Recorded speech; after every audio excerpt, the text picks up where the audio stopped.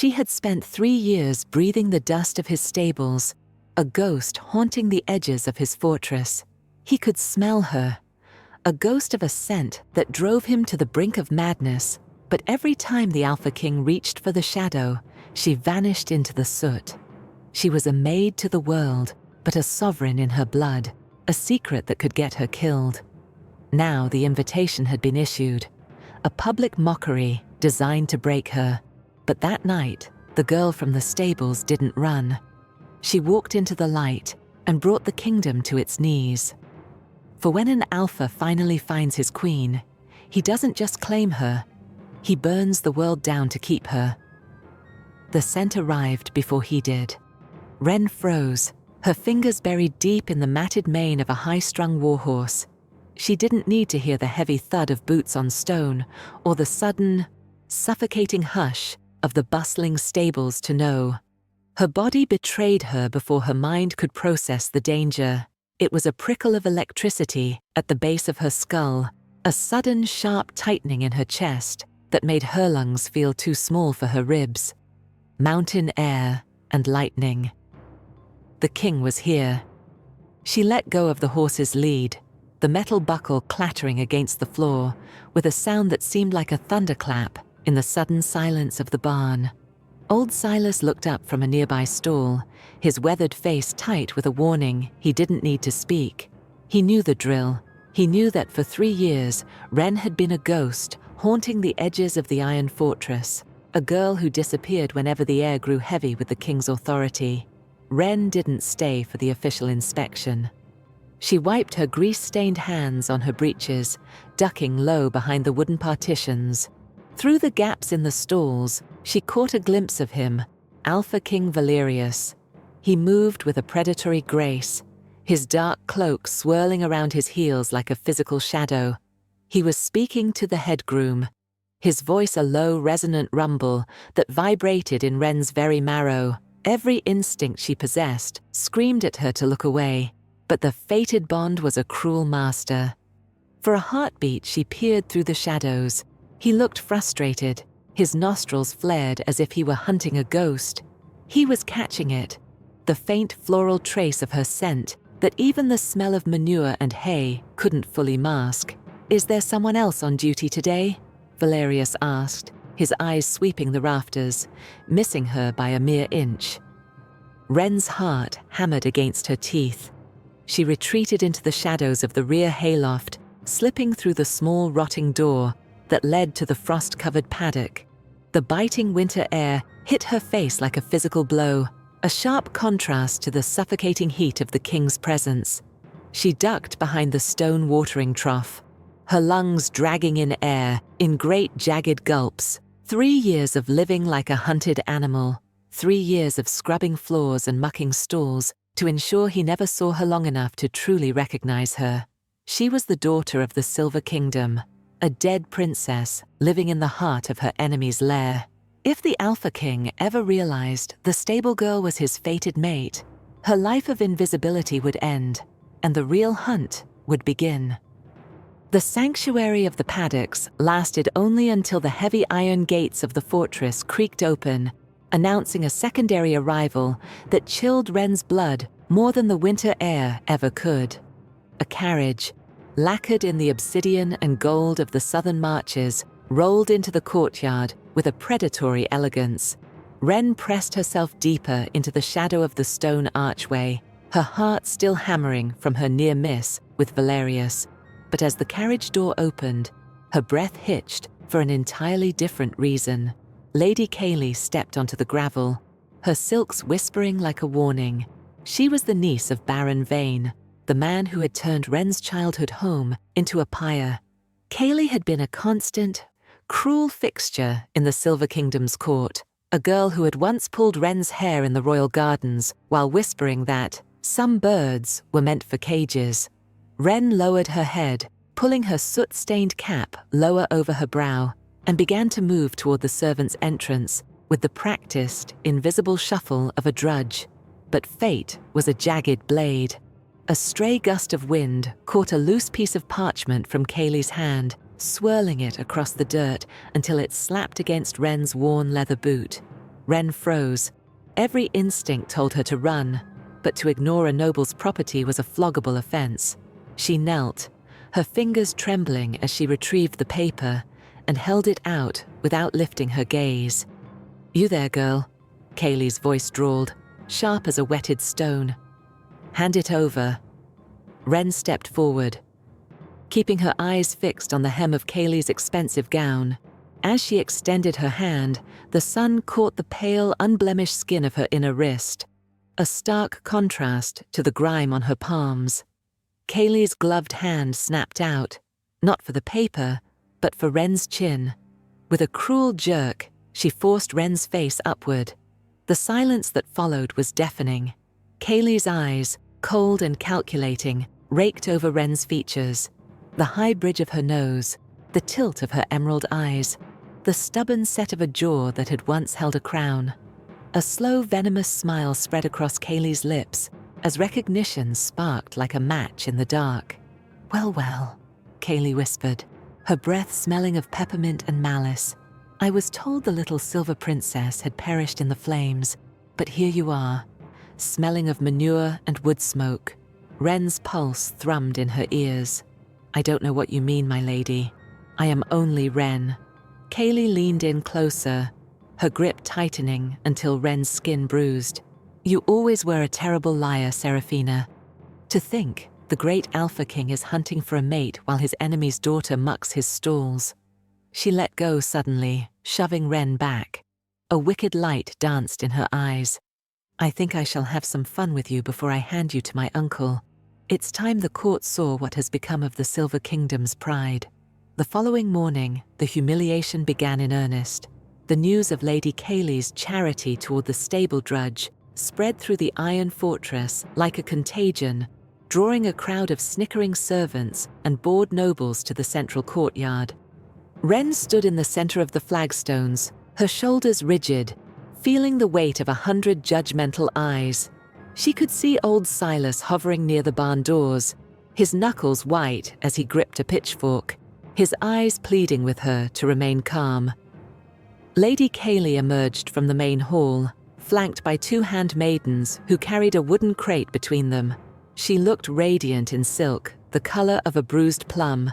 Her lips curved into that same sharp, predatory smile. With a theatrical flourish, Kaelie signaled her maids to drop the box at Wren's feet. It hit the ground with a wet, heavy thud. "Since you are so fond of the dirt, little bird, I thought I should provide you with finery that suits your station," Kaelie announced, her voice carrying easily to the rafters, where the guards watched with amusement. Wren looked down into the crate. Inside sat a gown that might have once been beautiful, a gossamer blue silk, but it had been systematically destroyed. It was shredded into jagged ribbons, soaked in brackish water, and smeared with thick, foul-smelling stable muck. A handful of dead-dried leaves had been scattered over the mess, a mockery of the floral embroidery usually reserved for highborn ladies. "The Grand Equinox Ball is tonight," Kaelie continued, stepping closer so that only Wren could hear the low, venomous silk of her tone. "The Alpha King is looking for a mate, and every court needs a fool. You will wear this. You will enter the ballroom when the herald calls, and you will show the Iron Fortress exactly what becomes of the Silver Kingdom's legacy." A ripple of laughter erupted from the spectators. Someone tossed a clump of wet hay at Wren's feet, shouting for the Princess of the Pits to give them a bow. Wren stared at the ruined dress, the wet mud seeping into the silk like a stain on her soul. The rage she had spent 3 years burying began to simmer, a white-hot spark deep in her chest that felt dangerously like a wolf's growl. "Is there a problem, Wren?" Kaelie asked, her eyes glittering with the hope that Wren would snap and give her a reason to order a public whipping. "Or are you so ungrateful that you would refuse a gift from your betters?" Wren reached down, her fingers brushing the cold, slimy silk. She didn't look up, but her voice was a steady, icy rasp. "I will be there, my lady." Kaelie laughed, a high, tinkling sound. "I'm sure you will. After all, a maid must know her place. And tonight, your place is beneath our boots." As the crowd dispersed, Wren remained alone with the crate, the stench of the mud rising up to meet her. But beneath the filth, her fingers found a small hidden patch of the original blue silk. It was the exact shade of the summer sky over her lost home, and for the first time in 3 years, the ghost of Seraphina didn't want to hide. She wanted to burn. The shadows of the stables offered a cold, quiet sanctuary as Wren dragged the wooden crate into the furthest corner of the hayloft. She sat beside the heap of mud and ruined silk, her breath hitching in the dark. She was prepared to go, to endure the laughter, to let the court of the Iron Fortress see her as a jester if it meant surviving another day. But the spark Kaelie had ignited refused to die. It gnawed at her, a reminder of a life before the soot. "You aren't going in that filth, little bird." Wren jumped, her heart leaping into her throat as old Silas stepped out from behind a stack of winter hay. He wasn't carrying his usual pitchfork. Instead, his arms were wrapped around a bundle of oilcloth, protecting it as if it were made of glass. His weathered face was set in a line of grim determination that she hadn't seen since the night the Silver Kingdom fell. "Silas, I have to," Wren whispered, gesturing to the crate. "If I don't show, Kaelie will hunt me." "She knows, Silas. She saw my face." The old man knelt in the straw, his knees popping with the weight of years. "I know she did. And that is why the hiding ends tonight. You cannot outrun a wolf that has already caught your scent, Seraphina." He began to peel back the layers of oilcloth, his movements reverent. "When the fires took the palace, I didn't just run. I stopped at the Queen's chambers. I thought if the bloodline survived, she would need her mantle." As the last layer of cloth fell away, the darkness of the loft seemed to retreat. Nestled in Silas's arms was a gown of ethereal silver-white silk, embroidered with threads of real moonstone that caught the dim light like stars. It was her mother's gown, the star of the Silver Kingdom, worn only for the most sacred of ceremonies. It was pristine, untouched by time or ash, smelling faintly of the jasmine gardens that had once bloomed in her home. Wren reached out, her fingers trembling as they touched the cool, heavy fabric. "I can't wear this. It's a beacon. Valerius will know exactly who I am the moment I step into the light." "Let him know," Silas said, his voice cracking with a sudden, fierce pride. He stood, placing the gown in her arms. "You've spent 3 years living in the shadows, scrubbing the floors of the men who took everything from you. You've let them convince you that you are nothing but Wren the Maid. But your blood is the dawn, girl." He leaned in, his eyes bright with unshed tears. "Kaelie wants to mock a beggar. Give her a goddess instead. Stop hiding in the dirt and show them the sun." Wren looked from the ruined blue rags in the crate to the shimmering silver in her hands. The fear was still there, cold and sharp, but for the first time, it was outweighed by a hunger for justice. She gripped the silver silk, her knuckles turning white. The maid was dead. Tonight, the princess would return. The doors to the great hall did not merely open.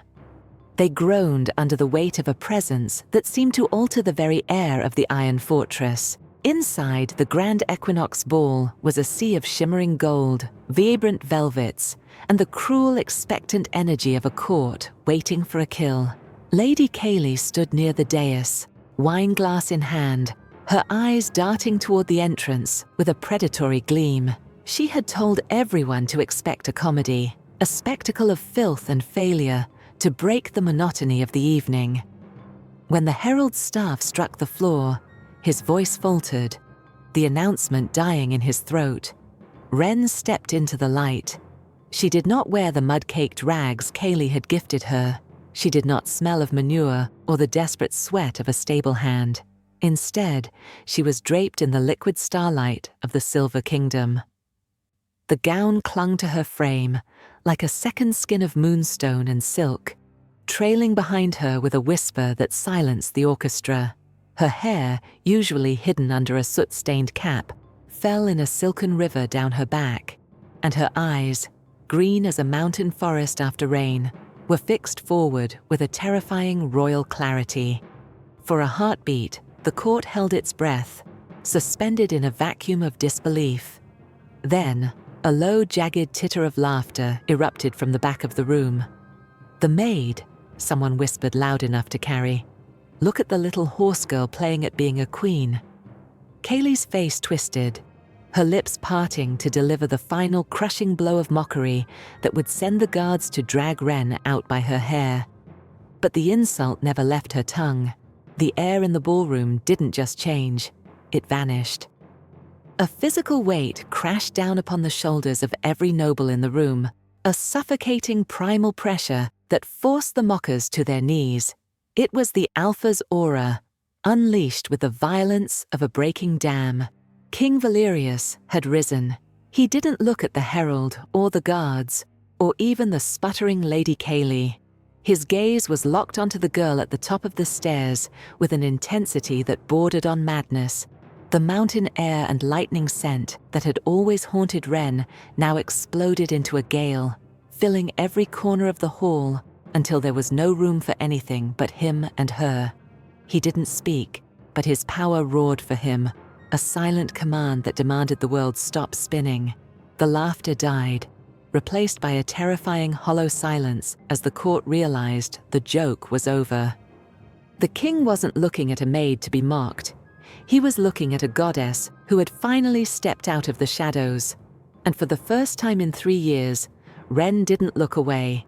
She met his golden stare, her chin high, as the Alpha King began to move toward her, his footsteps echoing like a heartbeat in the graveyard of her secrets.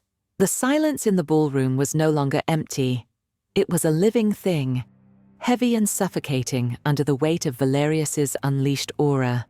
The Alpha King descended the dais with the slow, deliberate focus of a predator that had finally cornered a myth. Every step he took toward the grand staircase seemed to make the very floorboards hum with a low, vibrating frequency. The nobles scrambled backward, tripping over their heavy velvet trains and spilling wine in their haste to clear a path. Terrified of the raw, jagged power radiating from their king, Lady Kaelie stood frozen in the center of the hall, her face a mask of pale horror. As Valerius approached, she attempted to step forward, her voice trembling as she tried to reclaim the narrative. "My king, this girl is a mere stable hand, a common thief who has clearly stolen." Valerius didn't even turn his head. He passed her as if she were a ghost, the sheer force of his presence nearly knocking her off her feet. His golden eyes remained locked on Wren, or rather, on the woman who had shed the skin of a maid to reveal the princess beneath. He reached the foot of the stairs just as Wren took her final step onto the ballroom floor. The distance between them vanished, leaving only the scent of mountain air, lightning, and the silver-white starlight of her gown. Then, the unthinkable happened. The most powerful alpha in the northern territories, a man who had never bowed to any king or god, sank slowly to one knee. A collective gasp, sharp as a blade, echoed through the hall. He reached out, his large calloused hand hovering near the hem of her silver silk before he gently took her fingers in his. The contact sent a jolt of pure, unadulterated lightning through Wren's veins, a bond snapping into place with such force that it felt like her very soul had been reforged. "I have hunted for you in the shadows of my own home for 3 years," Valerius whispered, his voice a low, gravelly rumble that carried to every corner of the hushed room. He looked up at her, his expression a haunting mix of reverence and possessive hunger. "I have chased a scent I thought was a dream, only to find a queen hiding in my stables." He pressed a lingering, heated kiss to the back of her hand, his eyes never leaving hers. "Let the word be carried to every corner of this land," he declared, his voice rising until it shook the chandeliers. "The mockery ends tonight. This is not a maid. This is my fated mate. This is your Luna. And anyone who dares lift a hand or a voice against her will answer to my claws." Wren looked down at the king at her feet, and for the first time since the Silver Kingdom fell, the cold terror in her heart began to melt, replaced by a fire that promised to burn her enemies to ash. Valerius pulled her into the center of the floor, his hand firm and proprietary against the small of her back. The music resumed, a haunting rhythmic cello melody that pulsed like a heartbeat. But the court remained a frozen gallery of ghosts. As they moved, the world beyond the circle of his arms ceased to exist. To the onlookers, it was a dance of staggering elegance. To Wren, it was a physical interrogation. Every point of contact, his palm against hers, the heat of his chest hovering inches from her own, was a spark thrown onto dry kindling.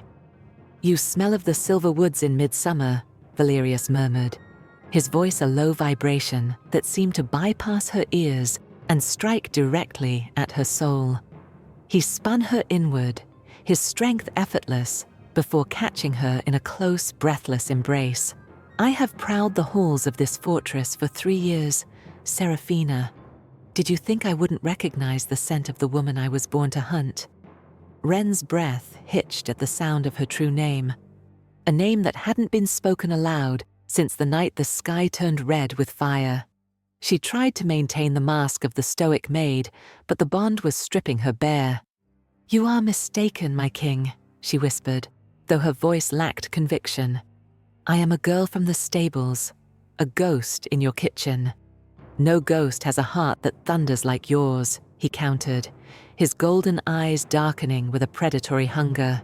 He leaned down, his lips brushing the shell of her ear as they glided across the polished stone. "And no maid carries the ancient frost of the Silver Kingdom in her veins.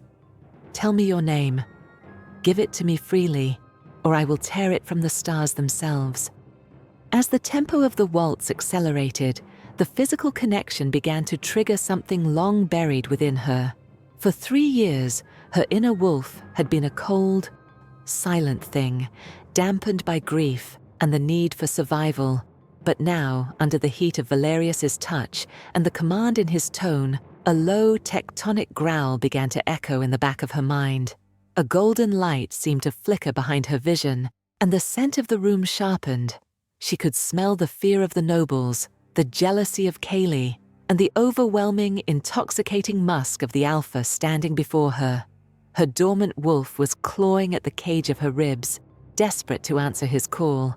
The air around them began to shimmer with a kinetic energy that made the silver threads of her gown glow. Wren realized with a jolt of terror and exhilaration that the hiding was truly over. The dance was no longer a masquerade, it was an awakening. She looked up into his eyes, no longer a maid, but a predator, finding her footing. "If you already know the answer, Valerius," she breathed, her voice dropping into a regal, dangerous register, "then you know exactly what you have invited into your house." While the ballroom was consumed by the intoxicating heat of the king's claim, a darker shadow stretched across the border to the southern marches. In the obsidian-walled study of Baron Vane, the air was thick with the smell of old parchment and cold iron. The Baron sat in a high-backed chair, his scarred fingers drumming a restless rhythm on the armrest as a messenger knelt before him, trembling. The news from the Iron Fortress had arrived by swift wing, and it was a message that threatened to dismantle everything Vane had built upon the bones of the Silver Kingdom. "The Alpha King has found his Luna," the messenger whispered, his voice cracking. "They say she appeared from the shadows of the stables, wearing the star of the Silver Kingdom. They say she looks exactly like the girl who was supposed to have burned in the palace 5 years ago." Vane's eyes, as colorless as glass, narrowed until they were mere slits. He had personally watched the spires of the Silver Palace crumble. He had seen the bodies dragged from the ash, but he had never found the princess's remains, a failure that had gnawed at him like a maggot in his mind. If Seraphina lived, if she was truly the fated mate of Alpha King Valerius, then his usurped throne was built on sand. The Iron Fortress and the Silver Kingdom united would be a force he could never defeat. "The fool girl thinks she can hide behind a crown," Vane rasped, the sound like dry leaves skittering over stone. "She thinks that by stepping into the light, she has found sanctuary. She has only made herself a clearer target. He rose, his presence filling the room with a suffocating, oily malice. He turned to the shadows in the corner of the room, where 3 figures stood as still as statues. They were his elite hunters, the Hounds of Vane, men who had traded their humanity for the ability to track a drop of royal blood across a continent. They were silent, lethal, and fueled by a dark magic that dampened even the strongest alpha's senses. "Go," Vane commanded, his voice dropping into a guttural snarl. "The Iron Fortress is celebrating a wedding, but they will end the night with a funeral. Do not bring her back. I want her heart in a box, and I want the Alpha King to know exactly whose blood stains the floor of his ballroom." The hunters vanished into the night without a sound, a pack of ghosts heading north. Behind them, the Baron stared into the fireplace, watching the flames lick the hearth. He had killed the father, and now he would finish the daughter. The game had moved from the stables to the throne, but the end would be the same: fire and blood. The celebration of the bond was shattered not by a sound, but by the sudden sickening smell of decay and cold iron. The great stained glass windows of the ballroom exploded inward, raining shards of colourful glass upon the screaming nobility. From the jagged openings, the Hounds of Vane descended like spiders on silken threads, their faces obscured by bone masks, and their blades coated in a dark anti-shifter toxin. They moved with a terrifying, unnatural speed, bypassing the royal guards and heading straight for the woman in the silver gown. Valerius reacted instantly, his roar of fury shaking the foundation of the fortress. In a blur of motion, he shoved Wren behind him, his body partially shifting as claws elongated from his fingertips, and his eyes glowed with a lethal golden fire. He met the first hunter mid-air, a sickening crunch of bone echoing through the hall as he tore the man's throat out. But the hounds were many, and they were trained to kill alphas. A silver-tipped net launched from the shadows, entangling Valerius and searing his skin, drawing a pained snarl from the king. Wren watched as a hunter lunged at her, his blade aimed for her heart. The terror that had kept her small for 3 years finally hit a wall of absolute royal rage. The heat in her blood, sparked by the waltz, reached a boiling point. It wasn't just a bond, it was an inheritance. The ancestral fire of the Silver Kingdom roared through her veins, and for the first time, she stopped fighting the animal inside. Her transformation was not the painful, bone-snapping ordeal of a common shifter. It was an explosion of silver light. The starlight gown shredded as her form expanded, her skin giving way to fur as white and brilliant as a winter moon. She emerged not as a frightened girl, but as a dire wolf of legend, her emerald eyes burning with a sentient, ancient intelligence. With a single powerful leap, she intercepted the hunter meant to be her executioner, her jaws snapping shut over his chest with the force of a falling mountain. Beside her, Valerius ripped free from the net, his shock turning into a feral, prideful grin as he saw his mate in her true glory. Together, the 2 alphas became a whirlwind of teeth and claws. They fought in perfect lethal harmony, the mountain and the moon, tearing through Vane's elite as if they were made of paper. When the last of the hounds lay broken on the blood-slicked marble, the great hall fell into a stunned, reverent silence. Wren stood over the fallen hunters, her silver fur stained crimson, her head held high. She shifted back in a swirl of shimmering mist, standing naked and unashamed in the center of the court. Valerius stepped forward, draping his own dark cloak around her shoulders. She looked at the terrified nobles, then at the horizon toward her lost home. The maid was gone. The princess was reborn. And with an alpha king at her side, she was coming for her throne.